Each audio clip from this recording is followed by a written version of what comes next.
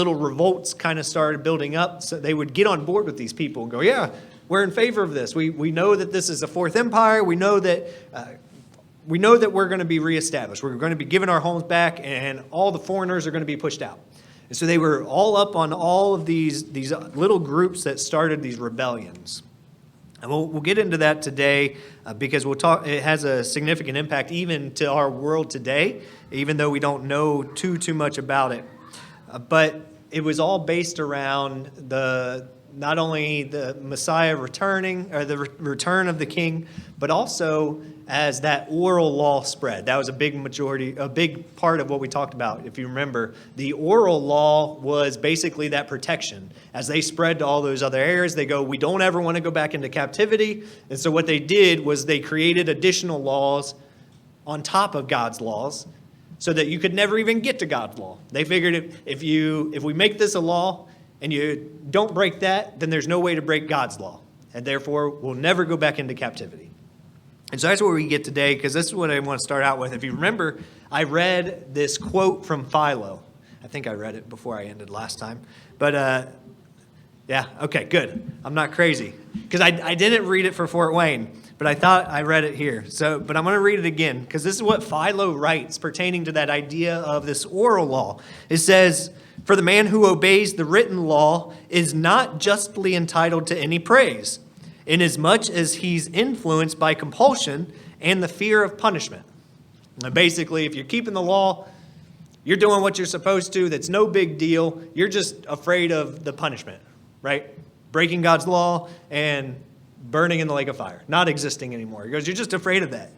And he goes on. Basically, anybody can do that, even Gentiles. And he goes on and he writes, "But he who abides by the unwritten laws is worthy of praise as exhibiting a spontaneous and unconstrained virtue." He goes, you're so much better if you keep these oral laws, these unwritten laws. And so these were the traditions that were passed on from generation to generation. These were the discussions that the rabbis had as they would go on and try to figure out, okay, how do we not go back into captivity? Even though they were to some degree in captivity, right? The Romans ruled over them. The Romans had control.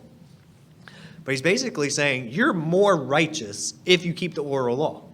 So this is why we see this Pharisaical view, the Pharisees and the Sadducees battling with Christ. All the steps of the way is because they had this mindset of these laws are virtuous than God's laws, which is scary to get into when we start to think about that, how we could make God's law better. All we do is make it harder. And that's what we see with the Pharisees and how they implemented this and what it was. Because they weren't always off base. When we think about some of the arguments that they made, we think about murder, right? It's one of the 10 commandments. Little guys, do you guys remember which one it is? Which commandments? Thou shalt not murder. Just yell it out. Are you sure? Oh, you were giving me a 5. That wasn't a raised hand. My bad. 5th. Yeah. 6th. I say the 5th is parents. 5th is parents. Come on, don't forget about me. Whose kid is that?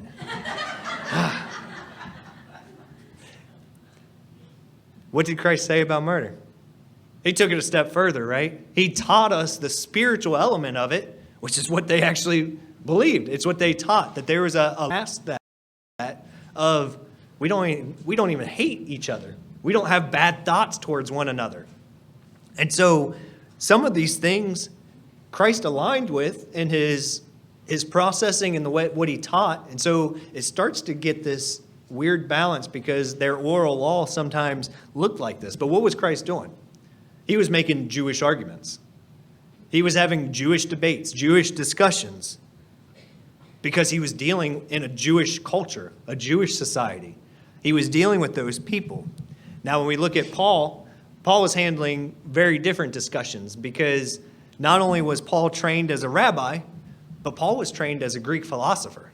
And there's points in the Bible where Paul is quoting Greek philosophers. As he's talking to other people, he's quoting people that they know. When we think about him talking about all the gods, because it puts in perspective sometimes how we're supposed to handle things. He's going, I see you guys are righteous. You guys are very righteous. You have a big faith. He goes, look at all these gods you have. And he gets all the way down to the unknown God. He goes, you guys have religion. He goes, but I want to tell you about this unknown God, because this is what you don't get. So he doesn't club them over the head and say, you guys are all pagans. These are all fake gods. They don't exist. You're evil people. Let me tell you about the true God. Now, they would have stoned him for that and beat him for that, because he's just bludgeoning them with truth. But he's graceful. He's tactful. He uses his education. He uses philosophy to say, hey, let me relate to you. I want you to understand me better. And he goes through this. And so we see different ways that the Bible works, because Christ was talking to a specific group of people. We even see the apostles at different times. The character traits that they had, they worked with different people. We see that in their writings, that they were focused on different groups, and so they wrote differently. They communicated differently. They had different problems because of that. And so we see how much the society and the culture and who they were dealing with plays into what they were teaching and what they were handling, some of the arguments that came about. And oftentimes when we go back and see when Christ is making these arguments and Christ is explaining what God's law is, they wanted to kill him because he wasn't living up to the oral law. He would jump straight over that oral law sometimes when it didn't actually coincide with God's law, and he'd go straight to the source and say, no, that's not what God teaches. He goes, this is what God teaches. He didn't cater to them. He didn't say, no, your oral law has validity. He goes, you don't understand the law. And he'd jump straight to God's law, and he'd teach from that. That's oftentimes why they wanted to kill him, is because he just pushed aside their tradition, their oral law, what they were doing, what they had created to protect their people. Because that's what they were doing. They were protecting themselves from ever going into captivity. And they have this man who's saying that he is equal to God, who spoke for God, and they didn't like that. And they were very upset about that. That's a lot of the Jewish history. But as we look at this more, as they come out of Babylon and get resettled back into where they go, oftentimes there's struggles as they're not wanting to go back into captivity. We think about how God worked with them, because they're now free, right? They get put back into society. They're starting to work through and try to figure out what's going on. You would think they'd be really dedicated to God, but they weren't. They were still somewhat wishy-washy about everything. They kind of baffled back and forth with what they were supposed to do. And we think about what Malachi would tell them at different times and the instructions that he'd give them, and some of the post-exilic prophets of how they tried to guide them and instruct them and lead God's people back on the right track. And they waffled at times. They just couldn't stick to it. Sometimes they listened, sometimes. But then as we see these groups like the Fathers, if you remember, the Fathers is what turns into the Pharisees. They took it to an extreme. They listened, but they took it additional steps. And they go, okay, we're going to create more laws.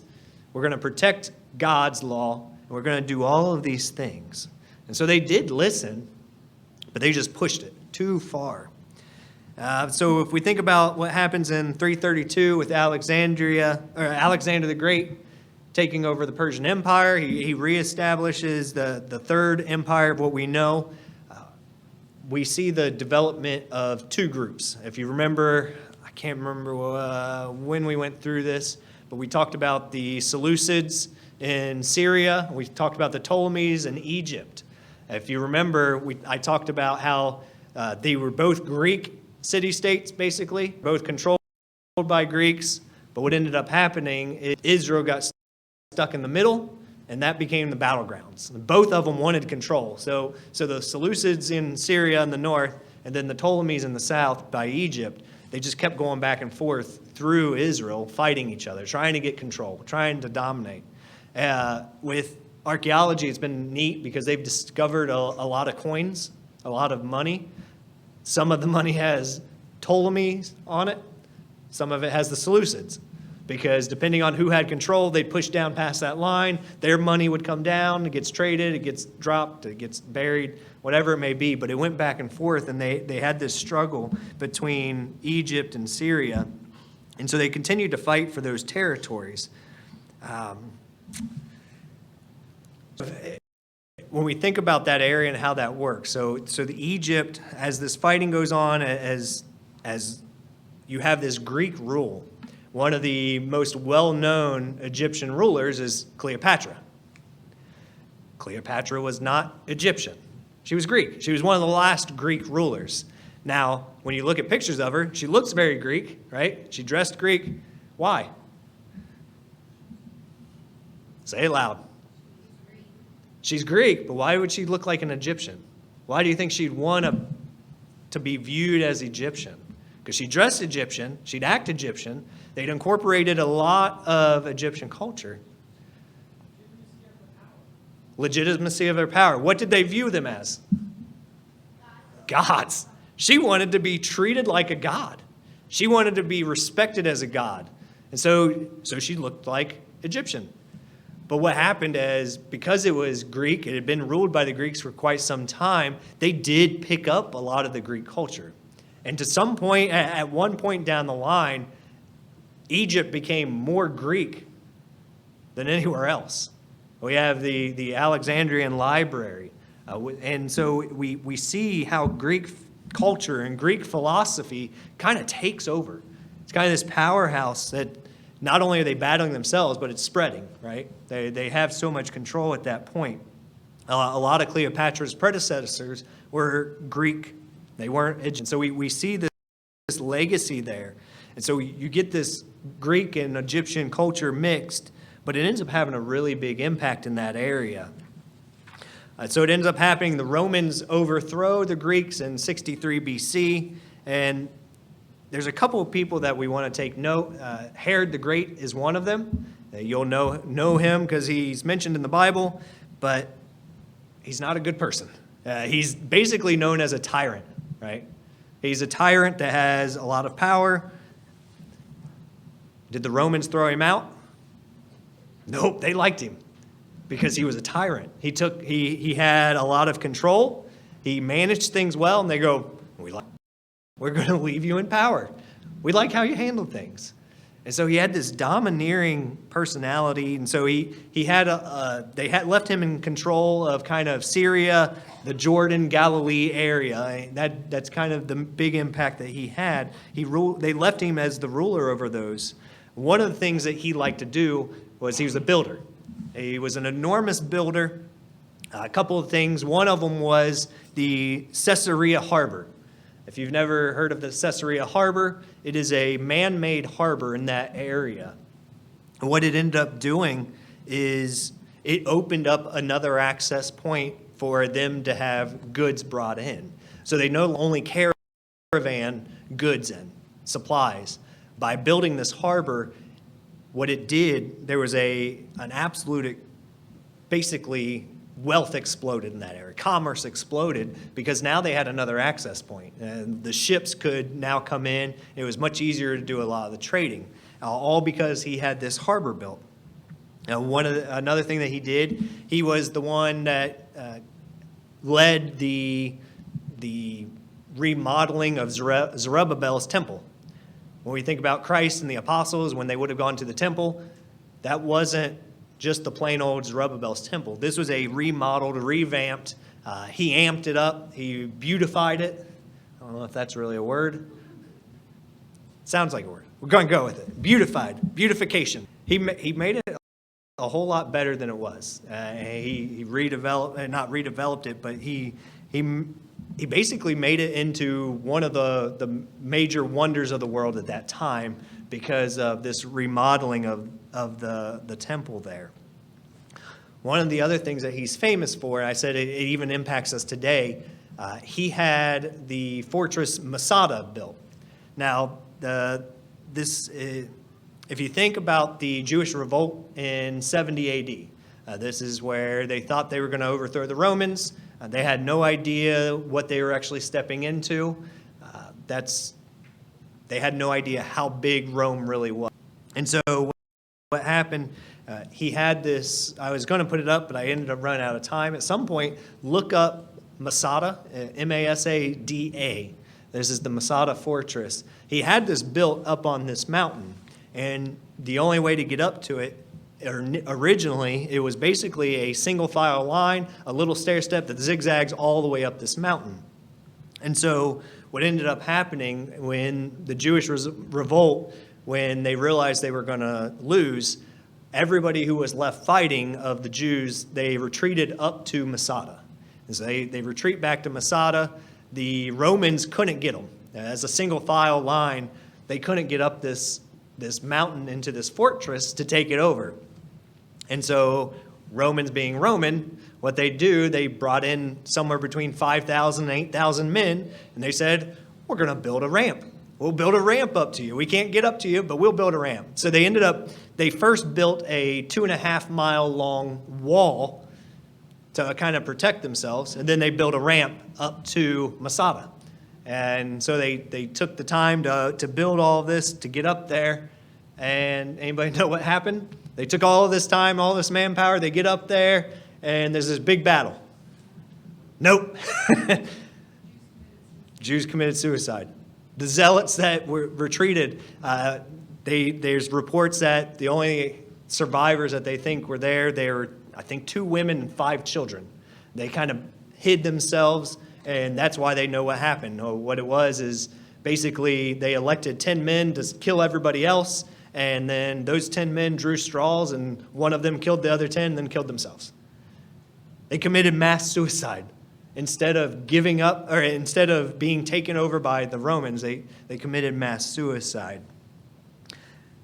Now that's not the end of Masada. Masada still is important today because even though they lost at that point, for modern Israel, oftentimes they still take the recruits. So Israel has mandatory military service. When you turn 18, you have to dedicate a certain number of years to the military. And what they often do is they will go up and they will swear their allegiance to Israel at Masada. They'll give them a Bible, and they'll give them a gun, and they basically swear that Masada will never fall again. That's why the Israeli army fights so hard. They have this dedication, they have this desire, they have this drive that they will not commit mass suicide again, but they will fight till the last man is standing. They will never give up like they did again.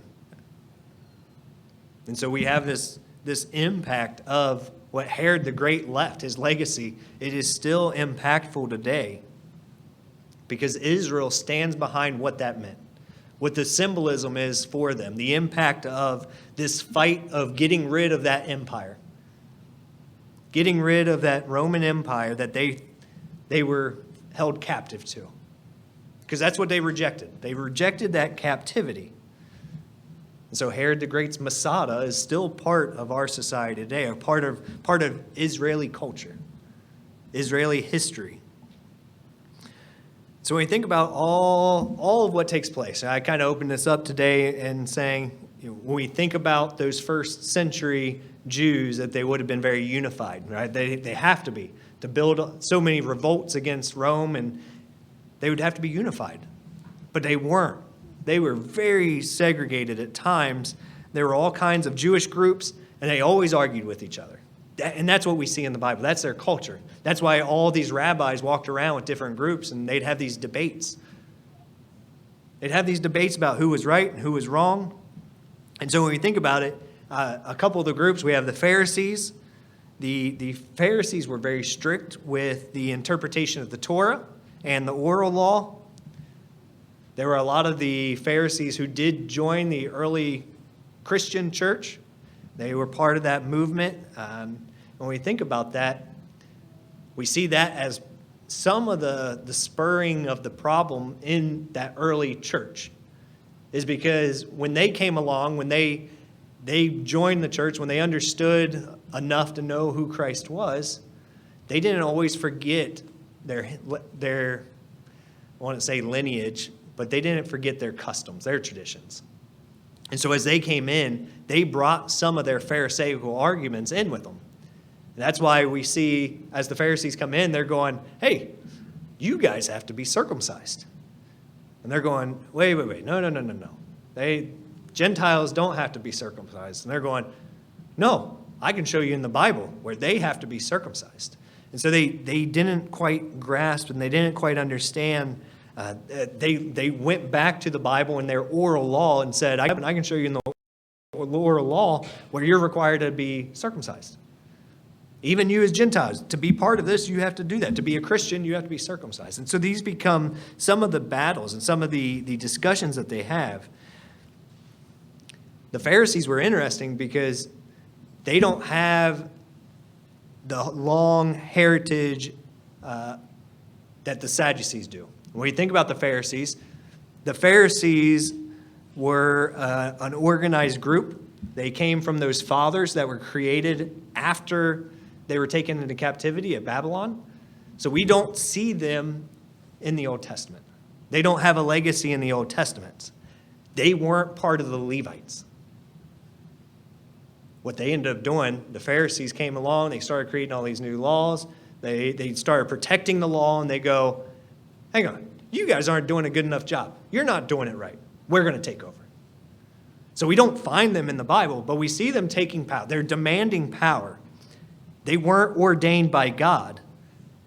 They simply formed a group, formed their party, and said, we're going to do it better than you. We're going to follow God better than you do. And so that leads us to the Sadducees. The Sadducees were generally, they were mainly priests. They came from wealthy families. They're the ones that we basically see as the ordained group that come out. And they're the ones fighting with the Pharisees going, no, you can't be in charge. We were ordained. You weren't ordained. And so there's this battle back and forth. But the Pharisees had drawn so much power at this point that they're almost on an even playing field, which is why we see the struggle between the Pharisees and Sadducees and the discussions that they have. I even mentioned, I think last time we did this, about how sometimes they would play them against each other because they didn't align with their beliefs. And so when they figured out the Sadducees didn't believe in a realm, they didn't believe in resurrections. And so at times the apostles would go, well, hang on a second. I'm talking about this resurrection of the Christ. And then the Pharisee would go, oh, yeah, we believe that. And he'd go, yeah, but they don't. And so then they start arguing. And he'd play them against each other. And so they could use that against them. And so these Sadducees would fight with there's kind of this balance of power between the Pharisees and the Sadducees. And that's why they were always arguing. We see the ox in the ditch come out with the argument with the Sadducees and Pharisees. And so there's always this debate going back and forth of how to handle certain situations, these extreme situations. But they always argued. They always fought over things. We have the Herodians. The Herodians were they were a political party. They came, their name says it, they came from the family of Herod. They weren't really a religious party. They were more political than anything. We have the Zealots. The Zealots were a religious political party. They were the ones that believed that they had to set the stage for the Messiah to come. They were the ones always prodding the Romans. Anytime there were these little, basically revolts, it was them starting the rebellions. They were saying, we have to create this environment for the Messiah to return. And so they were constantly picking at and attacking the Roman soldiers. That was the Zealots. And so the Zealots were the ones that ended up at Masada. They were that final group. And then we have Essenes. Essenes aren't mentioned anywhere in the Bible. The Essenes were seen as probably the strictest of the religious groups. They stuck very heavily to the law of what they could. They believe that some of the Essenes may have been with the Zealots when Masada was. But we see how there's a whole bunch of different groups. This isn't everybody's aligned, everybody's on the same page. That's why there's so much chaos. And it's why nobody ever wanted to rule None of the Romans wanted to go here. They knew it was just a boiling pot, ready to explode at any time. They had to be on their toes all the time because all of these groups, they never saw eye to eye.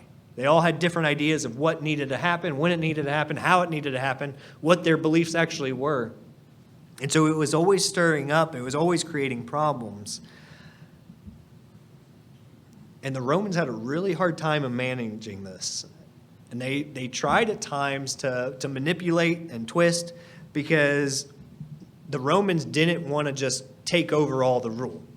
The Romans would usually let groups control their own stuff until they thought there was a point that they were losing control, that they were going a different direction. And that's what they dealt with the Jews, is they couldn't let them fully govern themselves. There was always a Roman governor.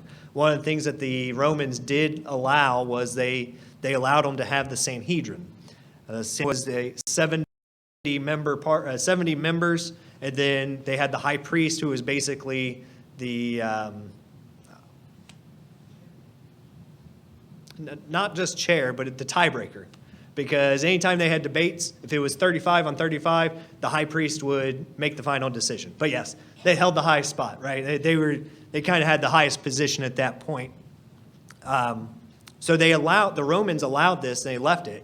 But the thing is, there were times where the Romans didn't like the high priest. And maybe the decisions that they were making, maybe I don't know what all went into it, but there were times that they go, we don't really like this guy. Yeah, Mindy? Was the Sanhedrin the Pharisees? So this is where we get into this mixture of both. Okay. At this point, you have a conglomerate. And part of that is going into what I'm getting ready to say, is because what would happen is the Romans didn't like some of the ones that were in charge, but they couldn't ever remove the high priest. The Jews knew that they didn't have control to do that. But what they would do is they would add new high priests. And so at points, we would have 2 or 3 high priests, because the Romans would go, no, this person has control now. Sometimes it was based off of money. Sometimes it was based off of decisions that they like to have. And so the Romans just started adding people in when they didn't like it, because they didn't have the power to remove them.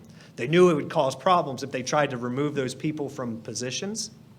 And so you get this weird, now you have this weird dynamic, because this role that God had ordained, right? God had this specific position of high priest who was, right? The high priest with Israel was the only one allowed to go into the Holy of Holies one time a year. So this was a position of power. Like Brian said, it was kind of that high chair, that high position. And the Romans just start kind of just tossing them in there, going, oh, we like the way you think. Okay, we're going to put you in because we don't feel like we have control anymore. And so it became this really weird dynamic of, you could almost buy positions. You could buy your seat into some of these spots because of the power and the control that the Romans had at that point. Does that help? Yeah, it becomes this really weird dynamic. It's not what God designed by any means. But we see that the Romans didn't just turn over control. They never fully relinquished all of their control that they had. And it stirs up a lot of different challenges and trouble, because no longer had one person to look to. Now you have multiple people who are saying, I have this authority, I have this power to speak for God, when it was really the Romans putting them into that position based off of how much money they could give them. And so it becomes a challenge, and the Romans stepped into something they really had no idea what they were getting into. I think they found out later on of this trouble that they caused, but I don't know that they even cared. And so what we see is, even with them doing this, the Jews continue to revolt. They can rebel. And that's where we see Pontius Pilate being sent in. He was sent along with, they think, 5,000 to 6,000 soldiers. And he was basically telling the Jews, all right, this is how it's going to work. You guys either fall in line, or our 5,000 men can beat your 10,000 men any day. Like, our army is designed to destroy everybody. They didn't care how many. They go, we're better trained than you. We're better tactful. We have better tactics than you. They go, we can handle you. And so that they established this, and that's what Pontius Pilate showed up with, is this basically fall in line, and that's what we see a lot of times is this mentality. The last thing I want to mention today, I'm going to give you a little bit of homework, because one of the really cool things that we find about history of this time, it wasn't done in this time, but in 1947 there was a discovery in some of the caves in Qumran. Anybody know what was there? Some of you have taken trips over there, so I know. The scrolls, right? The Dead Sea Scrolls. These are some of the most valuable things for us as far as the validity of the Bible. The Dead Sea Scrolls have an impact on a whole nother level. During the sermon, I talked about us just having faith, right? Blind faith. We never have just blind faith. We have proof of things that we believe in, that we trust in, and our faith goes along with that. These scrolls, it was basically, there was a young boy, they say, that threw a rock into one of these caves, heard pottery break. When they went to figure out what it was, they found a whole bunch of these scrolls, which turns out to be the Bible. What's really interesting is that when we start looking at these older manuscripts, because remember, they didn't photocopy these, right? They hand wrote these. They copied them year after year. However long it took those parchment papers to wear out, they copied them over and over again. But they were stored and kept. And what we find is, even though these were passed on through handwritten parchments, when we look at the text of the Bible and we match it up with those manuscripts, they're almost perfectly spot on. There's a few times where there's spelling mistakes. There's a few times that they look at words that we don't know how to translate. But for the majority of it, we see the ancient manuscripts as having a large amount of validity because it verifies the Bible. So that's what I want you to look at. Research the Dead Sea Scrolls to see how impactful that is for what we believe today. Because it's not a blind faith. We don't have just hope and faith that everything works out. We have proof. We have validity to what we believe and why we believe that this is the inspired Word of God. Now, we have to be careful because over the years there have been people who have added things, or James is a good spot where we go to and say, hey, look at this note down here. This whole section has been added to prove the Trinity. So we have to be careful with what we take, but when we go back to manuscripts and we match it up, it matches pretty close, word for word. And so that's what I want to leave you with today. I was going to try to keep it a little bit shorter. I think I did. Can't remember what we started, but that's what, as we talk about early church history, like I said, if you guys have questions, feel free to email me or text me, or you can research it and tell me I'm wrong, because that happens sometimes. But that's all I had for today.